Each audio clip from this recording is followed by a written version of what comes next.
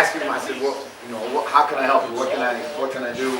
How can I make it, worth your while, me coming out here?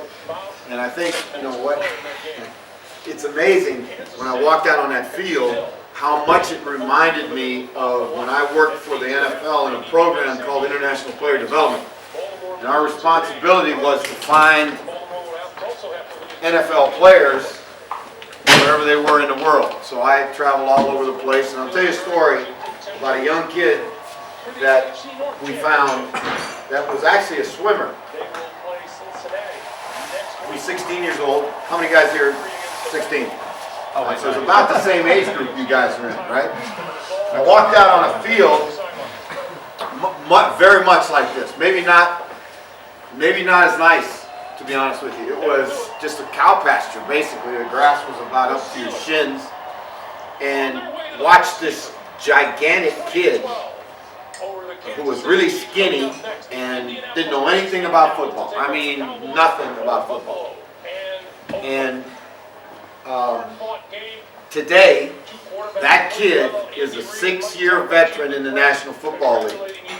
Right? And I'm going to tell you about his journey. So when you watch the game on Sunday, and I'm gonna talk about it, but you guys know who I'm talking about.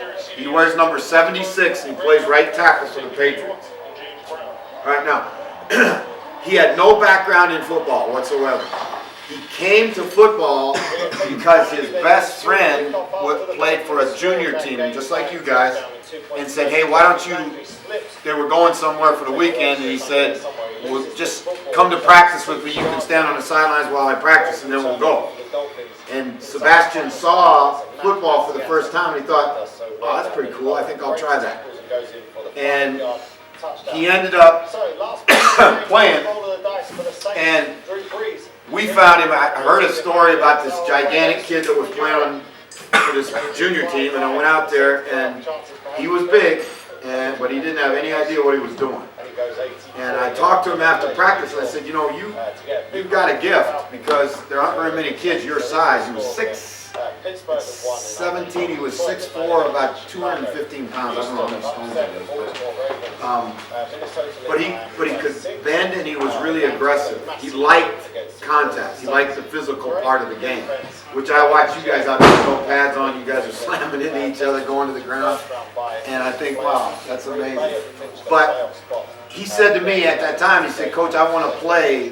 I want to see how good I can be at this game. Because he had been a swimmer and knew that he had basically gone as far as he could go in swimming. He just was never going to be an Olympian or national champion or any of those other things. So I said, okay, I'll help you as long as you take care of your work. So he starts to play a little bit more. He gets a little bit better. And I talked to him about getting in the weight room. He said, Coach, I don't have a weight room. I said, well, Sebastian, you got to get stronger if you're going to play this game and you want to be a really good player at it. Because one of the things about our game, strength is a big part. He said, well, I don't have a weight room. I said, okay. You got rocks in your yard. So you got 2 arms. You can do push-ups. You can do sit-ups. There's a million things you can do. And he did sit-ups and push-ups every night. And started to get a little bit stronger. And then, excuse me. To get to play, he said he wanted to go play in the United States. I said, okay, I'll help you, but you got to take the SAT, take the TOEFL test, do all the stuff that goes with it. At that point, I went to his mom and dad, and I said, I asked his junior coach, I said, can I sit down with his parents, because I think this kid has a chance, and I want the mom and dad to understand what's going on, because this was in Germany, they had no idea about football, none whatsoever. His mother and father didn't even speak English. So I took the head coach as the translator for me. And when I said to his mom that I think you can play college football, I think Sebastian can play college football, you'd have thought I was speaking Chinese to her, because she couldn't even understand how in the world anybody would pay for his education to go across the ocean and play a game that she thought was a silly game. Anyway, he took care of his business. We found him a place at the University of Houston. He went. He was too skinny, didn't have a background in it. He goes from junior football in Germany to Texas, where football is king. And they start playing tackle football when they're about 8 years old. So he's way behind all the other kids. And he struggles, and he's homesick, and he's all those things. And I said to him, I went to see him in Houston his freshman year. I said, Sebastian, just stay with it. Just keep every day. Just put your one foot in front of the next one. Go lift weights. Do whatever the coaches tell you to do. Just keep with it, because you're going to be a success. And I went away from him. The next time I saw him was 3 years later when we played against him. And he was a dominant player as a college player. Was drafted in the 3rd round, and is now 6 years an NFL player. And the reason I tell you that story is not because I think everybody in this room can be an NFL player. That's not realistic. But what I am telling you that story for is, whatever your dream is, think about Sebastian's journey, right? Everybody around him told him what he couldn't do. It's unrealistic. Nobody's ever done it. It's too far from home. You're a German kid. Yada, yada, yada, yada. Right? I'm going to tell you this, fellas. This is God's truth. There is nothing in your DNA that makes you a second-class athlete to some kid playing in the United States. It doesn't work that way. Right? There's nothing in your DNA that says you can be a world-class soccer player, but you can't be an NFL player. Right?